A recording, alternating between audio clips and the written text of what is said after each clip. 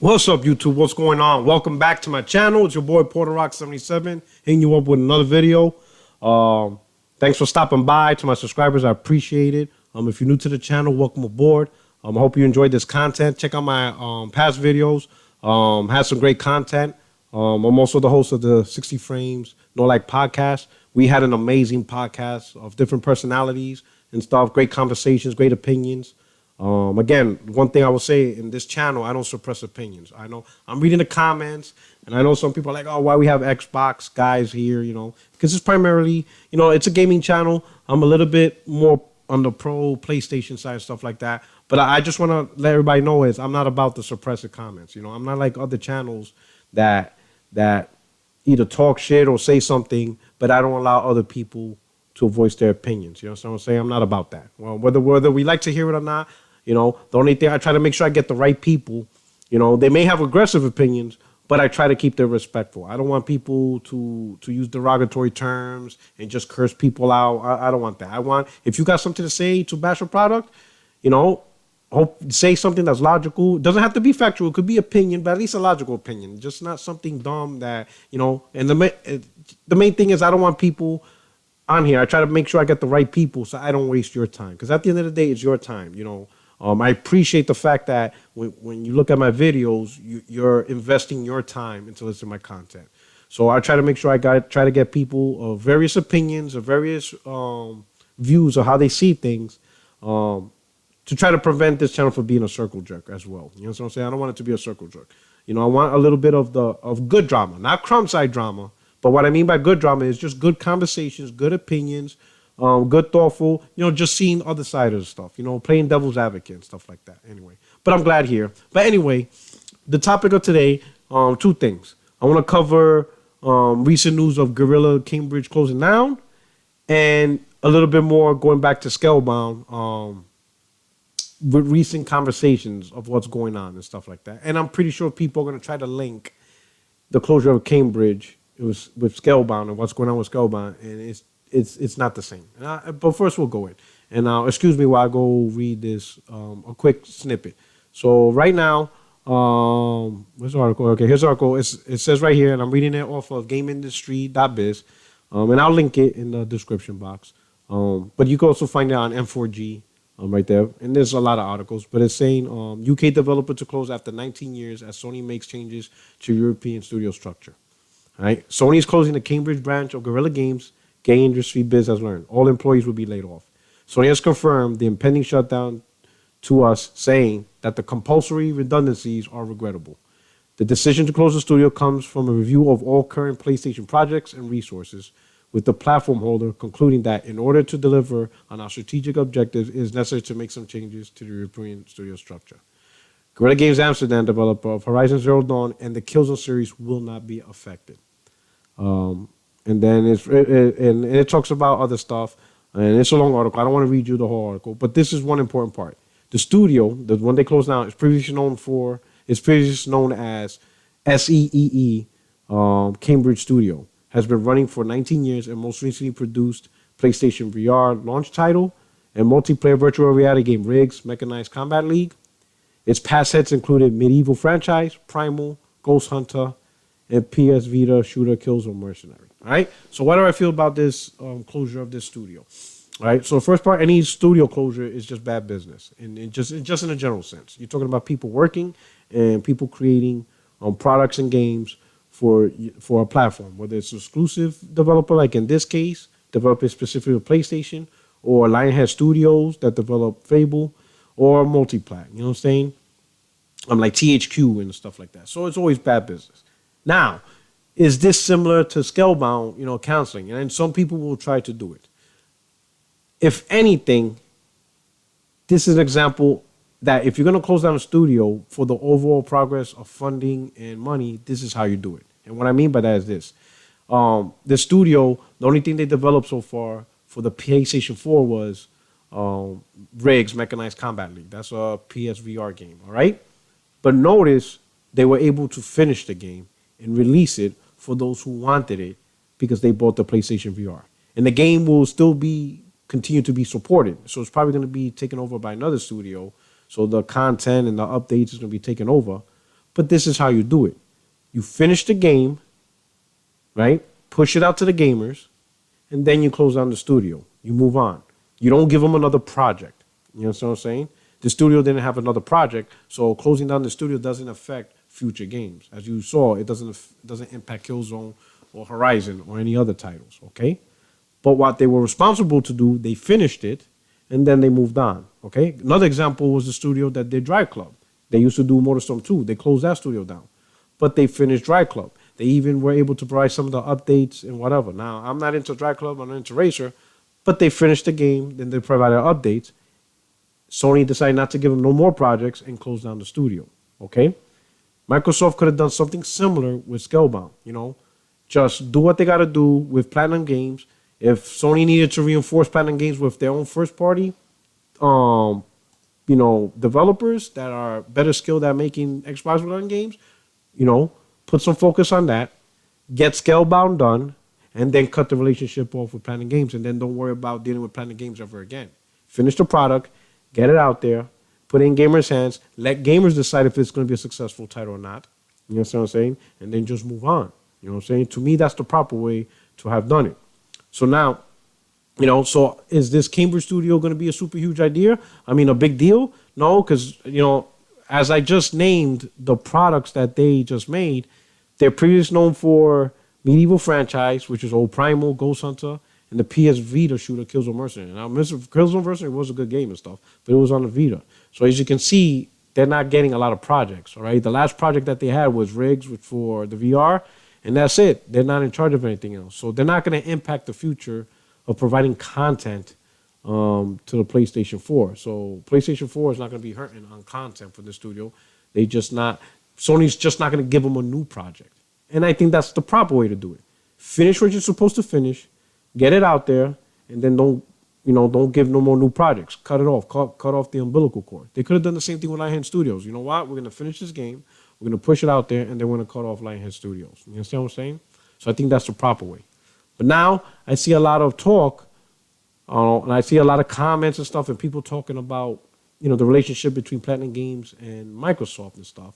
And I would say 60-40 people are pinning it on Platinum Games, saying that they were hard to work with and stuff, and they didn't meet deadlines and stuff. So Microsoft have no choice. I cannot confirm or deny that. I don't know. You know what I'm saying? A lot of it's obviously hearsay.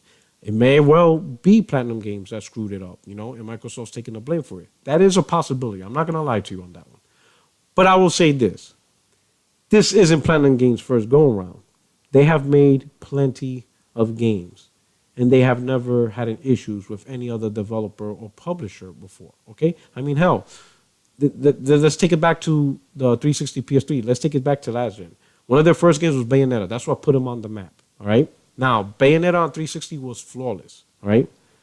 Bayonetta version on PS3 had issues, but what some people may or may not know is they weren't the ones that developed the PS3 version. It was outsourced to Sega. So Sega screwed up the PS3 version of Bayonetta, all right?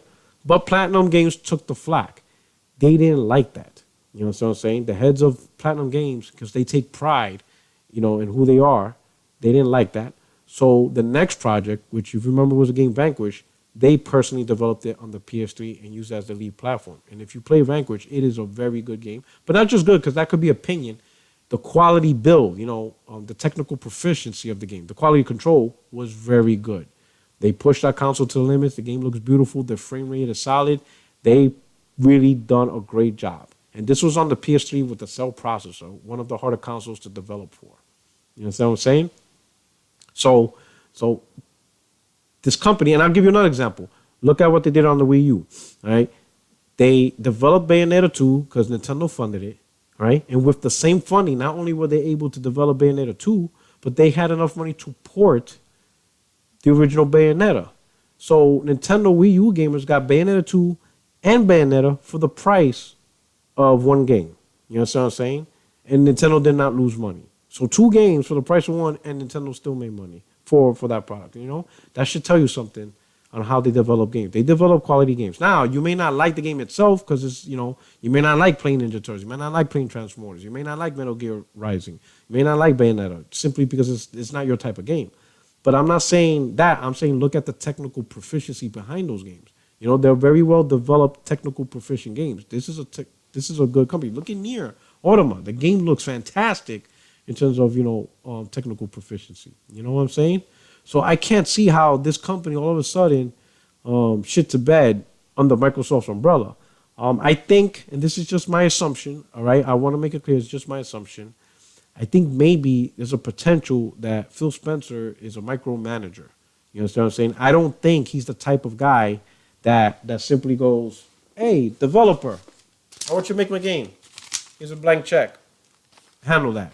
I don't think he's like that. I think he's more, I think he has his finger on the pulse to the point where he wants to know step by step and everything has to be done exactly according to contract and whatever, and he wants things done his way instead of just letting the developers do. I could say one thing, Japanese developers don't like that. Japanese developers don't like people who don't make games to tell them how to make games. They hate that shit. They hate, And Phil Spencer's not a game developer. At least I don't think he is. I don't know his background, his history. You know what I'm saying? But I'm going to tell you this. Phil Spencer, he may be the boss of Xbox, but he ain't a game developer. All right? And I could be wrong. I mean, maybe I should have looked up his history, but I don't remember Phil Spencer ever doing actual game developing. All right?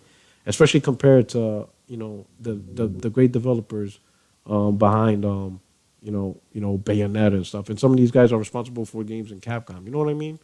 So I'm pretty sure, Kamiya and them, they don't like that. And they probably had a rough, relationship. I'm sure Kamiya's like, listen, bro, let me make my great game and butt the fuck out. And of course, development's going to have issues. There's going to miss timelines, deadlines, and stuff like that. I think every developer is going through that because even third parties delay games, and you all know Sony delays a lot, So I'm pretty sure they're all going through the same issues.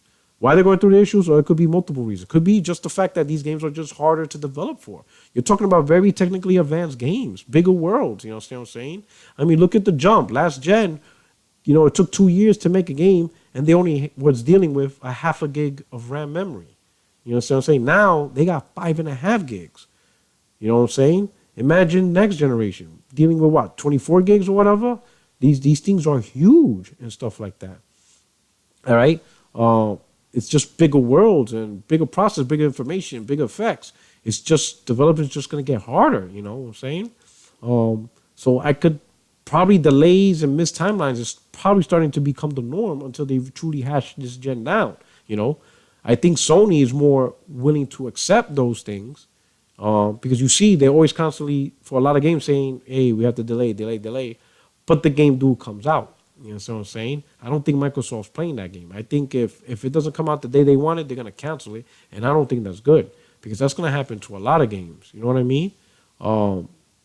Again, in my yesterday's podcast, I try to make the point that there's a difference between a third party canceling a game and a first party canceling a game. And I specifically mentioned first party because this applies to Nintendo, Sony, and Microsoft. When EA cancels a game, it's EA. It's a reflection of EA. When Activision or Capcom cancels a game, it's a reflection of them, But when Sony and Microsoft or Nintendo cancel a game, it's more than just a reflection of them. It's a reflection of their console, because they're the ones responsible for the success of their console. Sony's responsible for the success of PlayStation 4. Microsoft's responsible for the success of Xbox. EA could give two fucks about the success of those consoles as long as their game's selling, If their games are selling bankbusters, selling awesome, they don't give a shit if Sony's losing money on the PS4, and they don't give a shit Microsoft losing money on the Xbox One. EA's fine. Their games are selling. They're making money. That's all they give a shit about. They don't care about the console itself. It's not their console. It's not their platform. The platform belongs to the console manufacturer. So when these console manufacturers own party or when they make a deal with second party, I'll use a perfect example. Spider-Man on PS4 is similar to Scalebound because it's made by a second-party developer, which is Insomniac. Insomniac is not a first-party developer that belongs to Sony. They're second-party. So they're contracted to make Spider-Man, all right? And everybody knows this. But it is a Sony IP, and it is for the PlayStation 4. If Sony cancels that game and cancels relationship with Insomniac, that is a reflection on the PlayStation 4, not on Insomniac. Sure, some people are going to wonder what the hell and be mad, but ultimately, it's the PS4 that's going to ultimately hold that L. You know, just like Scalebound. Microsoft is holding, Xbox One is holding that L. That's just it. Completely different than when a third party stuff, you know? So you have to absorb punches and take punches in the face. You know what I'm saying? So this scenario is not the same as Guerilla Cambridge. But going back to Guerilla Cambridge, to circle around the wagon, it's a shame that they closed down. I thought that they were going to take over the Killzone, because when they did Killzone Mercenary on Vita, I thought they were going to take it over and allow Guerrilla to expand.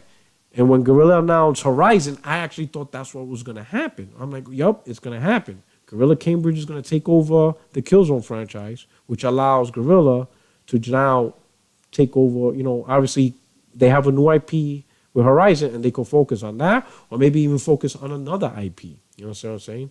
But now that Guerilla Cambridge is down, I would say that's probably the biggest negative. Guerrilla now will have to, if there's going to be another Killzone, they're going to make another Killzone, and they're not going to work on Horizon, which is, I have my mixed feelings on that. I'm not saying it's nothing wrong with Killzone, but we have enough shooters. You know what I'm saying? There's a lot of shooters. I'd rather much see more RPGs or more action games, action-adventure games. You know what I'm saying? I'd rather see much more of that. But it is what it is. But anyway, let me know what you think. It was your boy Porter Rock. Subscribe to my channel. I'm gonna start leaving end cards. I'm getting better at this. You know what I'm saying? I'm learning the ropes on YouTube. So you'll see an end card to subscribe to my channel to make it easier for you. But I appreciate stopping by. I'm close into hitting the 500. I'm gonna make a video to talk about you subscribers, because you guys are awesome and you help make my channel grow much faster than I anticipated and stuff like that. And I'll make a video talking about that, because I think you guys are dope. You know, maybe some other channels won't mention it, but I understand when you watch video content, you know, you are investing your time. You know what I'm saying? And I appreciate it. I'm glad you're listening to me. Keep up with the comments, subscribe, like, hit me up on Twitter and stuff like that. If you have a PlayStation, PorterRock77 is my PSN. Hit me up for the friends requests and stuff like that. We'll play some games together, stuff like that, or whatever, you know. But I appreciate it. Comment and stuff like that. Anyway, you take care. Watch me tonight. Sometime tonight on Multiplayer Podcast on Next Gen 720's channel. It's going to be a big one, bro, because obviously this is the first podcast on the Multiplayer Podcast on the week of Scalebound, and we're about to light shit up. You understand what I'm saying? To support me on there, get on there, support me. But I appreciate everything you guys are doing. I hope you enjoy it. Anyway, appreciate it, and I'm out, okay? Hey, you have a good one, and keep it gaming, all right, people? And every Wednesday, 7 p.m., 60 Frames No Lag Podcast. Great podcast, all right? Hey, take care.